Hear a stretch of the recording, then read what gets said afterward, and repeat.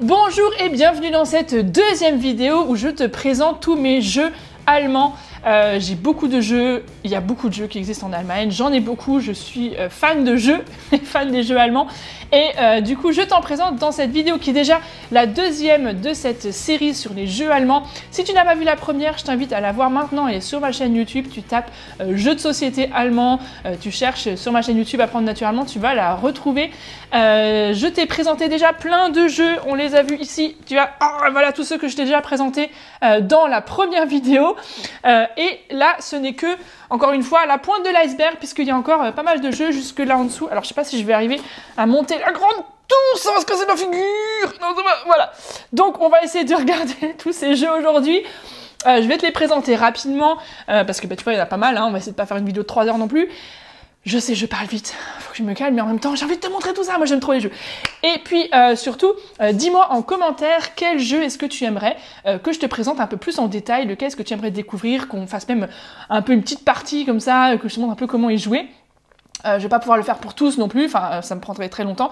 Donc dis-moi celui qui t'intéresse le plus, soit dans la première vidéo, soit dans la vidéo d'aujourd'hui. Mets-moi en commentaire. Et puis le jeu qui aura eu le plus de commentaires, eh bien ce sera celui que je choisirai pour la première vidéo où je te présente un peu plus les règles en détail. Bien sûr, si ça vous intéresse pas, vous mettez pas de commentaires, vous me dites ça m'intéresse pas et j'en ferai pas de vidéo. Hein. Moi je suis pas là non plus.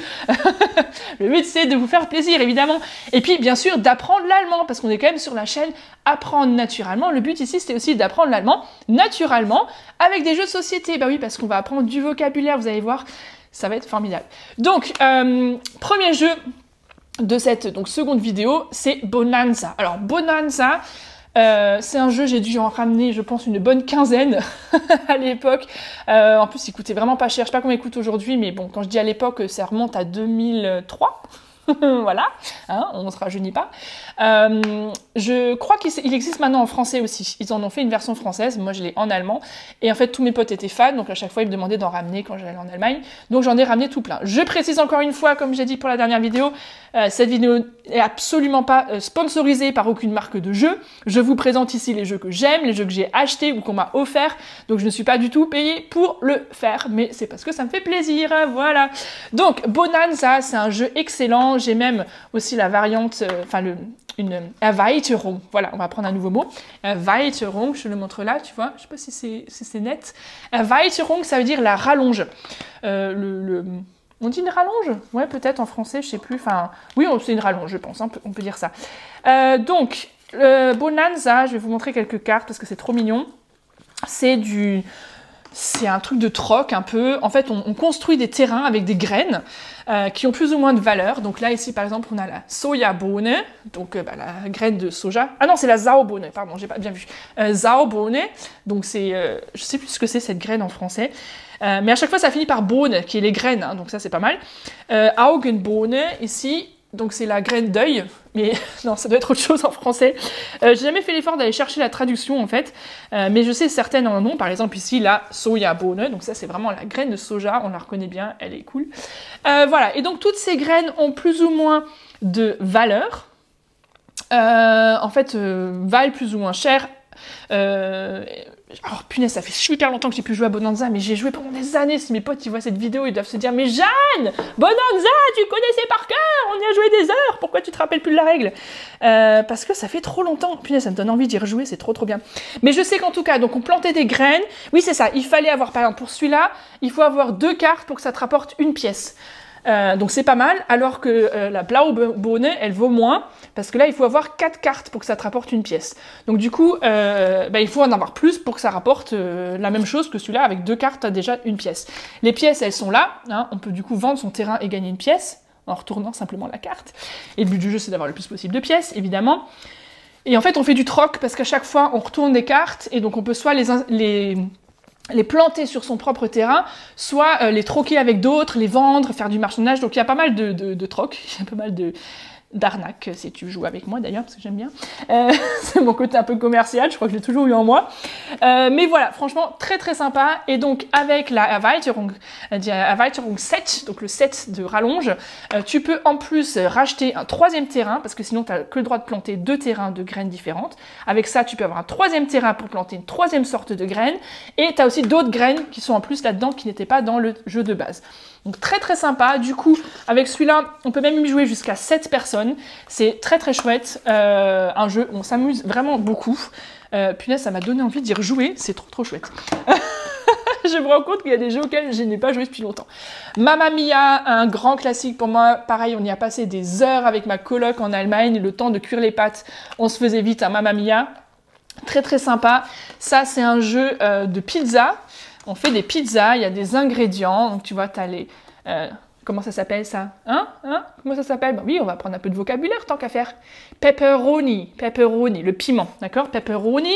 On a ici... Non, c'est pas le fromage, c'est pas le käse, c'est de ananas. Ananas, beaucoup plus facile, hein, évidemment. On a ici... Non, c'est pas la tomate, c'est des salami. Salami, le salami. Hein. Mais tu as vu, la prononciation, c'est pas salami, mais salami. Ici, qu'est-ce que c'est? Dit olive. Ben oui, on va pas mettre des pruneaux sur une pizza. Je sais que ça a une tête de pruneau, mais c'est des olives. Hein, on dit olive. Et on a ici des champignons. Ou des pils. Pils aussi, ou des champignons. C'est plus facile de dire champignons hein, en mettant un petit accent allemand que de dire pils. Mais pils, c'est aussi le champignon. Attention, pils avec un Z, d'accord? Les champignons, parce que pils avec un S, c'est la bière. D'accord, c'est pas pareil. Hein. Bref, donc voilà, tu as des ingrédients. Et en gros, le principe, c'est qu'on va poser des ingrédients dans un four imaginaire, qui va être un tas sur la table. Donc chacun son tour met des ingrédients sur la table, dans un four imaginaire. Et le but du jeu, c'est d'essayer de se rappeler ce qui a été posé. Et au fur et à mesure, on va aussi poser des commandes de pizza. Elles sont où mes commandes de pizza? Voilà, chacun a des commandes de pizza. Donc par exemple, pour cette pizza-là, il faut, ce qui est marqué là, il faut 4 salamis et un ananas. Tu le vois là sur la commande? Voilà, ça doit pas être super bon, une pizza avec 4 rondelles de salami et un ananas. Ou celui-là, 4 olives et un ananas, c'est pas forcément non plus le meilleur. Mais en gros, c'est ça. Donc il faut arriver à poser des commandes. Ensuite, une fois que le tas est rempli, on va vider le tas, retourner le tas et vérifier qu'il y avait effectivement les ingrédients nécessaires pour passer ta commande. Bon, je pense que, vu expliqué comme ça, c'est pas forcément évident, et tu te dis, c'est quoi ce truc, j'ai rien compris. Mais franchement, une fois que... Ma boîte se casse la figure, c'est pas grave. Une fois que tu as fait le premier tour, franchement, c'est très très vite compris, c'est très très sympa comme jeu, on peut beaucoup s'amuser. Et en fait, le truc, c'est que Mamma Mia, vraiment, c'est un jeu qui marche très très bien, qui a beaucoup de succès, qui est très très sympa, sauf que, bah oui, parce qu'il y a un sauf que, une fois que tu connais les règles, tu t'ennuies un peu, d'accord? Parce que... Ah, c'est sympa, mais tu t'ennuies un peu. Et, formidable, ils ont fait du coup Sole Mio, tu vois, c'est la suite. Et en fait, une fois que tu maîtrises les règles de Mamma Mia, tu joues à Sole Mio, où il y a des commandes de pizza plus compliquées, il y a des ingrédients où tu as 2 ingrédients sur une même carte, et tu peux aussi t'aider ou te faire aider des autres. Donc si par exemple tu as posé une commande mais qu'il n'y a pas ce qu'il faut, les autres peuvent t'aider en te donnant les ingrédients qui te manquent. Donc une fois que tu connais Mamma Mia, ça c'est pour démarrer, une fois que tu connais, tu passes à Sole Mio, et là vraiment tu t'éclates. Donc très sympa, il faut les deux parce que commencer directement avec Sole Mio c'est quand même balèze. Du coup Mamma Mia c'est sympa pour comprendre le principe du jeu et ensuite on passe à Sole Mio et on s'éclate vraiment. Siegen Kriegen, tiens on a un truc sympa ici, on a le IE, tu vois. IE en allemand ça veut dire enfin un long I. Siegen Kriegen, pardon, donc c'est pas Siegen Kriegen avec le EN accentué, non on accentue la première syllabe. Ziegen kriegen, Ziegen kriegen. En gros, on pourrait dire choper des chèvres. Ziegen, c'est les chèvres. Alors tu vas te marrer parce qu'en fait, dans le jeu, il y a une petite chèvre en bois. Sauf que nous, la petite chèvre en bois, on l'a perdue, donc on a un petit cochon en plastique. Voilà. Bah écoute, c'est comme ça, hein, naturellement, qu'est-ce que tu veux. Hein. Alors je ne sais plus exactement comment ça marche. Ça fait aussi longtemps qu'on n'y a pas joué, mais je sais qu'on se construit petit à petit une île sur laquelle il y a plus ou moins de points. Donc là, par exemple, ça marcherait pas comme ça, mais il faudrait, je crois, construire comme ça, tu vois, pour faire l'île. Voilà, tu vois à peu près l'île qui commence à démarrer. Et puis, franchement, je sais plus. Il y a des chèvres qui valent plus ou moins. Franchement, je sais qu'on s'amusait bien à ce jeu. Mais honnêtement, je me rappelle plus trop des règles. Alors, si vous me notez Tign Krieg en commentaire, promis, je me remettrai bien dans les règles et je vous présenterai ça en détail. Mais franchement, il est assez sympa. Il est assez sympa, sauf que j'ai perdu ma petite chèvre, alors c'est un petit peu triste. Et je sais plus comment ranger les cartes pour que la boîte se ferme. Voilà, il y a toujours des techniques, tu sais, pour que les trucs marchent. On va y arriver. Voilà, là. Voilà. Donc, Tign Krieg, très sympa. Amigo, hein, c'est beaucoup de jeux Amigo sont des jeux allemands. On a aussi Ravensburger, comme pour celui-là ici, Ravensburger, qui est donc de la ville de Ravensburg. On a Cosmos pour un prochain jeu que je vais te montrer, et puis Haba pour les jeux pour enfants. On a vu quelques-uns aussi.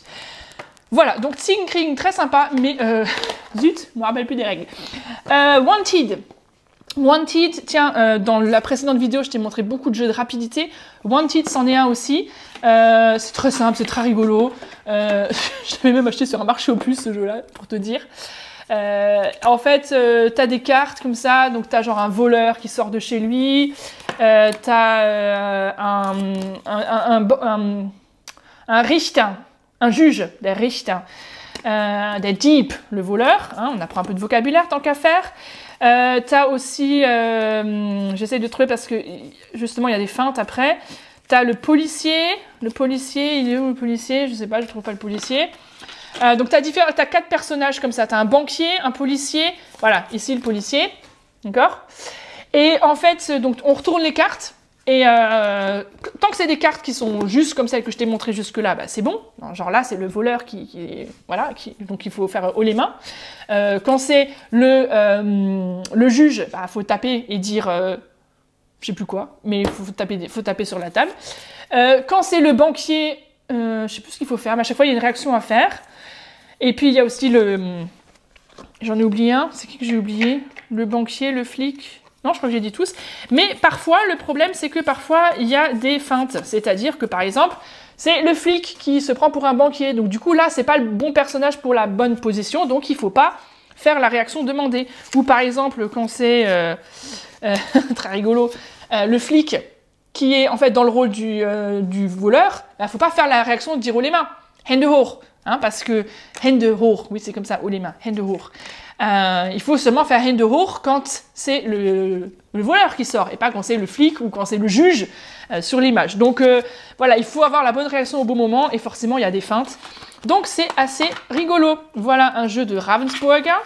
Ravensburger, c'est une ville, hein, en fait Ravensburg, tu enlèves le ER, c'est une ville en Allemagne. Et donc Ravensburger, c'est des jeux de là-bas, enfin c'est une entreprise qui s'est installée là-bas. Je connais pas trop l'histoire, mais on comprend la logique. Voilà, Wanted. Très allemand le titre, hein, bien sûr. Wanted. Mais très sympa comme jeu. Alors, ensuite on a... Ah oui, alors ça c'est trop bien. Ubungo, j'aime beaucoup. C'est, on va dire, un peu un jeu sur le principe du Tetris, d'accord? Donc on a des petits éléments en carton. Je vais essayer de les sortir. Il y a toujours des règles de jeu. Voilà, on a des petits éléments en carton comme ça qui rappellent étrangement hein, les pièces de Tetris. Est-ce que tu les vois? Voilà, si je te montre celui-là. Hein, tu vois, bon, il y a mon bras. Donc voilà, ça rappelle vraiment les pièces de Tetris. Et en fait, on a des cartes, comme ça. Et donc là, tu as la consigne. Avec ces deux éléments qui sont là, il faut que tu arrives à remplir l'espace blanc qui est là. D'accord? Donc il va falloir que tu cherches dans toutes les pièces, parce qu'il y en a beaucoup, hein, il va falloir que tu cherches dans toutes ces pièces-là ces deux éléments, que tu les places pour recouvrir tout l'espace blanc. Et si tu es le premier, bah tu as gagné. Et après, il y a plusieurs cartes, hein, il faut avoir le plus de cartes possible. Il y a la version un peu plus compliquée, où là, il faut 3 éléments pour remplir cette carte-là. Et donc, il y a plusieurs couleurs, et chacun joue avec une couleur, etc. On fait plusieurs manches pour gagner le plus possible de cartes. Donc, c'est très sympa. Et là, encore un peu comme pour le principe du Mamma Mia, on a le Ubungo. Donc ça, c'est cette version, on va dire, de base, que je t'ai présentée là.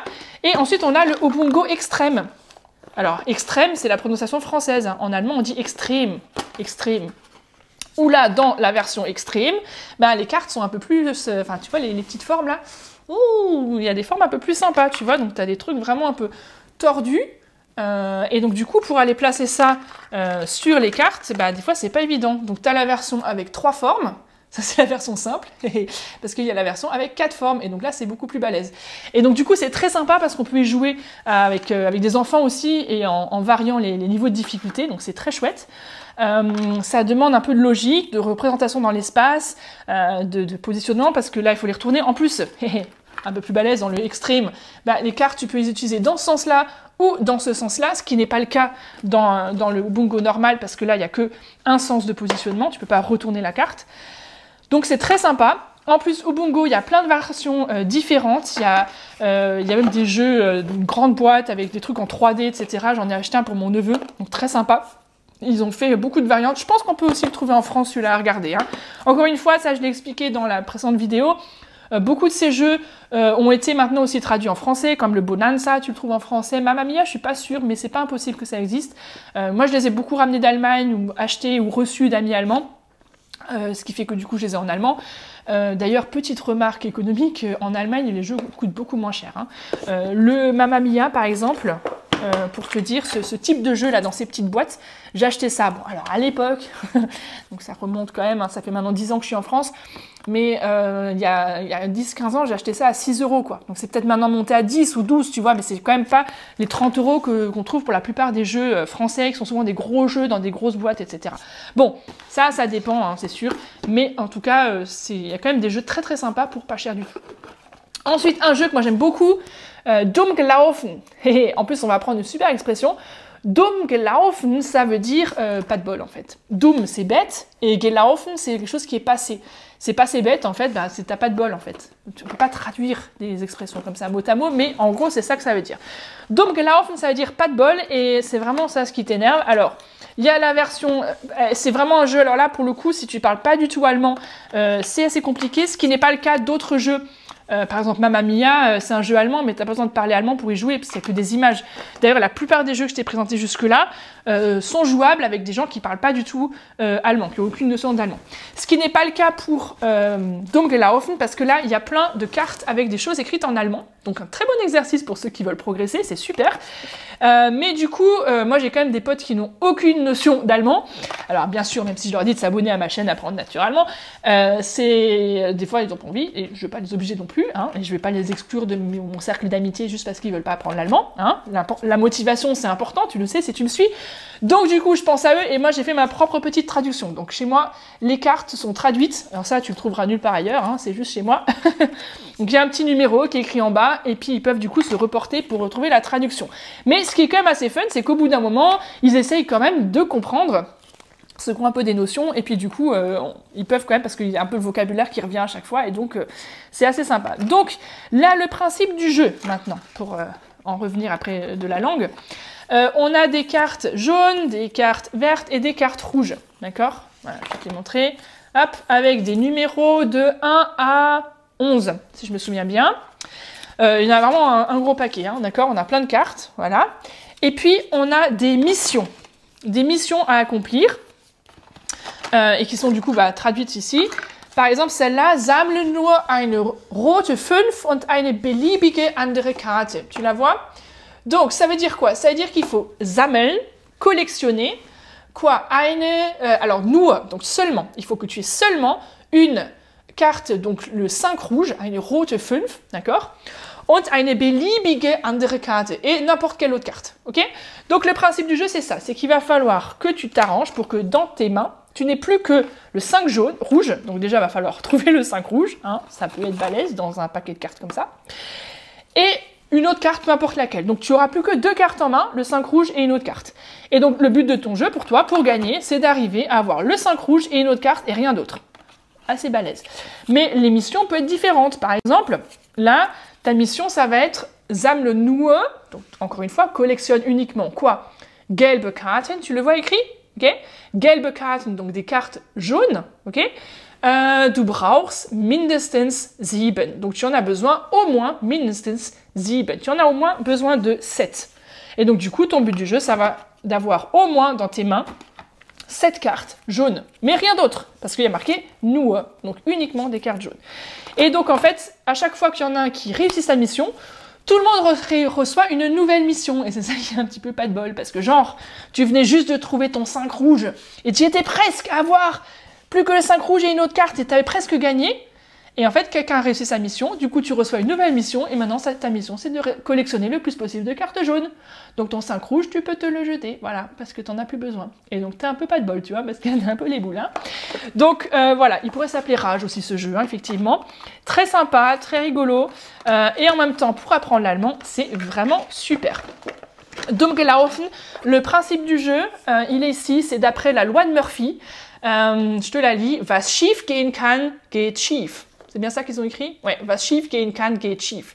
En gros, tu connais la loi de Murphy, hein, quand ça peut foirer, ça foire. Hein. Schief gehen, c'est foirer en fait. Hein. Schief gehen, c'est aller de travers. Schief, c'est de travers. Comme la tour de Pise, elle est aussi schief, d'accord? Der Pisa-Turm ist schief. Pisa-Turm, la tour de Pise. Donc voilà, ce qui peut foirer, ça foire. Eh ben oui, pas de bol. C'est le principe de ce jeu, très très rigolo.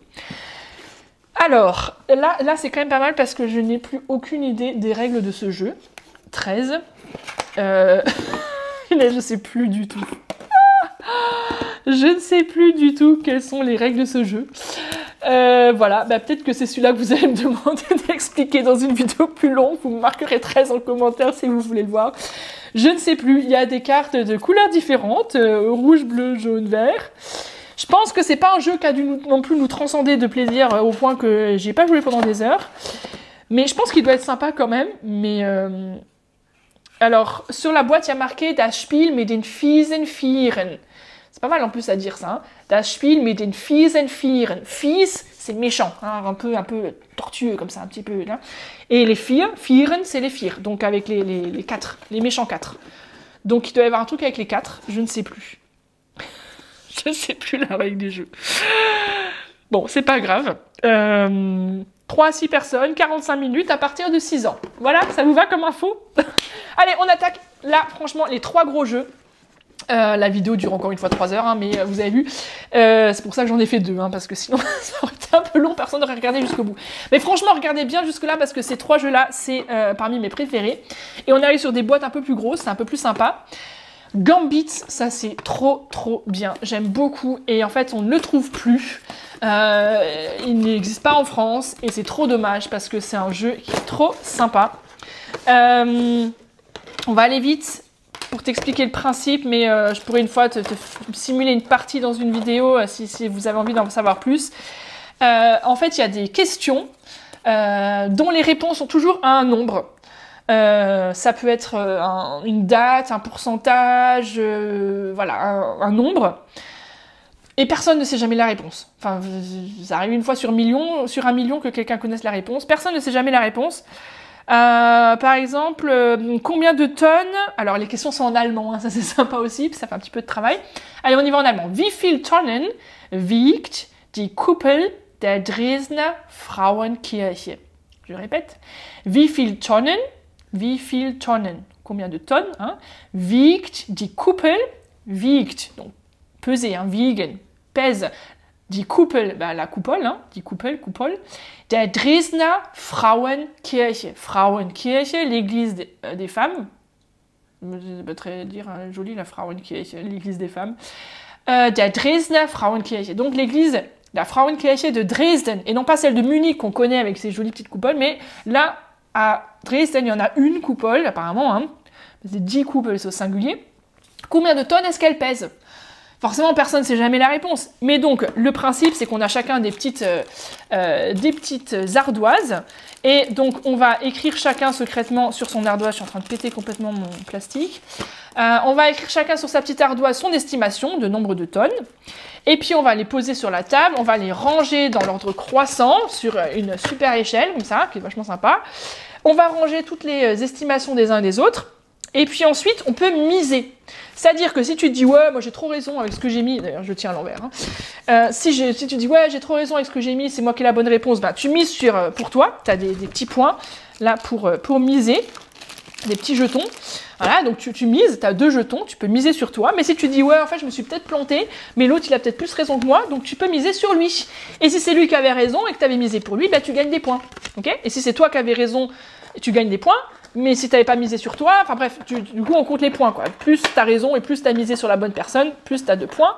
Et puis ce qui est sympa, c'est que tu peux faire Gambit, donc tu peux mettre un jeton spécial qui te permet de multiplier tes points par 7 si tu avais la bonne réponse ou de tout perdre si tu t'étais planté. Donc tu redémarres à 0. C'est très très sympa, très très chouette comme jeu. Je vous dirai à la fin de la vidéo combien de tonnes pèse la coupole de Dresden. Je regarde bien la bonne carte, ça je vous le dirai la réponse à la fin de la vidéo. Bah oui, comme ça vous regardez jusqu'au bout. Je suis maline. Bon, t'inquiète pas, ça dure pas longtemps, j'ai encore plus que 2 jeux. Alors, King Domino. Celui-là, on le trouve en France, garanti. Et on trouve aussi Queen Domino, la version de la reine. Mais c'est un jeu allemand, jeu de l'année 2017. Donc, encore une fois, offert par ma super copine qui me ramène à chaque fois le jeu de l'année précédente. Donc ça, c'était dans sa visite en 2018, hein, forcément. Voilà, tu te doutes, t'as compris le principe. Ah non, c'était dans la vidéo précédente que je te montre un autre jeu de l'année. Mais bon, tu regarderas la vidéo, tu comprendras. Très très sympa le King Domino, j'aime beaucoup. Alors là encore, il faudrait prendre le temps de développer, d'étaler ce jeu pour vous montrer le principe des cartes. Franchement, c'est très très sympa. Mais là, j'ai pas le temps parce que la vidéo, je vois la punaise, ça dure super longtemps. Mais merci de regarder jusque là, en tout cas, c'est chouette. Donc là, peut-être que si tu mets King Domino, bah, je te ferai une version. Moi, j'aime beaucoup, en plus, j'ai la petite tour, tu vois. Et donc, on sort les cartes au fur et à mesure. C'est sur le principe du domino. Il va falloir te créer un espace avec donc du coup des cartes qui se ressemblent. Donc là ça marche pas, hein. Faut mettre ça comme ça par exemple, ça marche, ou comme ça. Et donc tu te crées un royaume autour de ton petit château. Regarde, il est mignon. Voilà, un petit château. Il est mignon. Ouh, il est trop chou. Avec un petit roi, voilà. Et il s'est envolé mon roi. Donc voilà. Et puis en fait on va du coup se créer ce truc et ça. Plus on a des terrains avec des couronnes, tu vois, plus ça multiplie les points, plus on fait des grands terrains, plus on gagne de points, etc. Donc c'est très très sympa. Généralement je gagne, voilà, donc c'est pour ça que j'aime bien aussi. Et donc c'est très chouette. Voilà. La preuve en image. Voilà. Ah non, je gagne pas toujours quand même. Je sais plus. On y a joué avec mes enfants. Non, c'est mes enfants qui ont noté les points. Ils sont quand même un peu petits encore, mais mon grand, il a commencé à noter les points. Et donc là, la preuve en image, quand même, c'est moi qui ai gagné. Hein, là, Jeanne, 55. Voilà, on est d'accord? Bon, très bien. Voilà. La fille qui aime trop gagner. Bon, je vais le ranger tout à l'heure. Il est très sympa, franchement. King Domino. Très très très chouette à découvrir absolument si vous ne connaissez pas, et peut-être que si vous me le mettez en commentaire je vous ferai une vidéo un peu plus détaillée parce que c'est très joli, ça fait un petit royaume après, tout, c'est très sympa. Et on finit avec un jeu que j'aime énormément mais que j'aime pas du tout perdre à ce jeu là, c'est encore pire. Je suis vraiment terrible, j'aime pas perdre. L'aventure postale, alors oui là il est écrit en français. C'est, je crois, le premier jeu allemand où c'est écrit en français. Jeu de l'année 2006, ça remonte un petit peu. C'est ma coloc, encore une fois, celle qui me fournit en jeu, qui me l'a fait découvrir. Elle l'avait en allemand, Turn on Taxis. En allemand, ça, c'est pas de l'allemand. Ça s'appelle Turn on Taxis. Et mon mari me l'a offert une fois, il l'avait commandé sur internet, et donc du coup, c'est arrivé en français. C'est pas grave, on y joue quand même, on l'aime quand même. Et c'est marrant, c'est quand même marqué en allemand. Spiel des Jahres, ils n'ont pas traduit le jeu de l'année avec un beau génitif. Et oui, Spiel des Jahres, de l'année, génitif, magnifique. Donc, l'aventure postale, très très sympa. Là, encore une fois, sur mes genoux, je vais avoir un peu du mal à tout développer. Voilà, on a un plateau de jeu, tu le vois? Voilà, un plateau de jeu qui est très sympa sur le sud de l'Allemagne, tu vois. Donc, on retrouve des villes comme, allez, un petit peu de géographie. On a Basel ici, je sais pas si tu vois, parce que du coup je prends la lumière, je vais me mettre dans ce sens-là, voilà, c'est mieux, bon tu vas certainement pas voir, je pense que c'est un peu petit, mais on a donc Basel pour Bâle, Zurich pour Zurich, oui c'est quand même sympa, ils ont gardé les noms en allemand, hein. On a München pour Munich, et oui on apprend un peu la traduction des villes, ça va même jusqu'en Autriche avec Salzburg, en Pologne avec Lodz, donc c'est le sud de l'Allemagne, hein. Ça, le plus au nord c'est Würzburg et Mannheim. Et donc, tu vois, il y a des couleurs et donc on se déplace dans les régions de l'Allemagne. En fait, on est des postiers et on doit aller dans les différentes villes. Et à chaque fois qu'on va dans une ville, on peut y poser une petite maison de la couleur qu'on a, d'accord ? Et puis on gagne des points, c'est ça en fait, on gagne des points de différentes manières. C'est hyper compliqué là si je devais vous l'expliquer comme ça, mais encore une fois, peut-être que je referai une vidéo plus détaillée là-dessus si c'est celui-là que vous me mettez en commentaire. Mettez-moi en commentaire celui que vous voulez, le jeu que vous voulez que je vous présente plus en détail, parce que là je vais très très vite. Et je parle très très vite, mais bon, ça c'est moi. Désolée. Hein. Mais en fait, on peut gagner plein de points de plein de manières différentes. Il faudrait que je te le montre sur le jeu, il faudrait que je développe tout ça. C'est très très chouette. Mettez-moi Turn on Taxis si vous voulez que je vous explique plus en détail, que je vous présente un peu plus ce plateau de jeu dans une prochaine vidéo. Très très sympa. Un peu si tu connais les aventuriers du rail, c'est un peu dans cet esprit-là. On peut pas trop empêcher les autres par contre de faire leur parcours. Mais on découvre le sud de l'Allemagne, on découvre des villes comme Passau, et pas Passau, hein, mais Passau, on apprend à bien les prononcer, comme Regensburg, Würzburg, Sigmaringen, et donc si tu as des potes qui parlent pas du tout allemand, c'est très rigolo de les entendre dire Sigma quoi. Voilà, parce que quand tu dois lire ce nom-là, bah, c'est pas évident. Donc voilà, très très sympa, ça permet de découvrir le sud de l'Allemagne, ça permet de bien s'amuser, et donc ça peut être très très frustrant parce que des fois tu arrives en fin de jeu et puis en fait tu pensais gagner et en fait non, bam, quelqu'un te prend la place juste avant, donc c'est là que moi j'aime pas trop. Mais en tout cas un jeu très sympa, et maintenant je crois que mon appareil photo est en train de saturer, donc je vais arrêter cette vidéo ici. J'espère que ça t'a plu de découvrir tous ces jeux là, il y en avait tout plein. Dis-moi maintenant en commentaire celui que tu veux que je te présente un peu plus en détail, et vois aussi ma première vidéo si tu l'avais raté pour découvrir les autres jeux que je t'avais présentés ici. Tu vois, il y en a vraiment beaucoup, j'aime beaucoup ça, mais tu as vu, on a pu apprendre aussi un peu de vocabulaire en même temps, donc c'est plutôt chouette, non? Allez, à très bientôt pour une prochaine vidéo, tchuss! Mais non, c'est pas la fin, mais oui, j'avais oublié, mais forcément j'ai pas de caméraman qui me rappelle ce genre de truc moi. Alors, je devais vous donner la réponse. Combien de tonnes wie viel Tonnen wiegt die Kuppel der Dresdner Frauenkirche? Alors, vous aviez estimé? Eh bien, la réponse était 12 000 tonnes. 12 000 tonnes, énorme. Donc, ça a été construit, en plus, ça a des informations, c'est assez sympa. Il y a 250 ans en Sandstein. Massiven Sandstein. Je te laisse réfléchir à ce que c'est le Massiven Sandstein. En tout cas, merci d'avoir regardé la vidéo jusqu'au bout.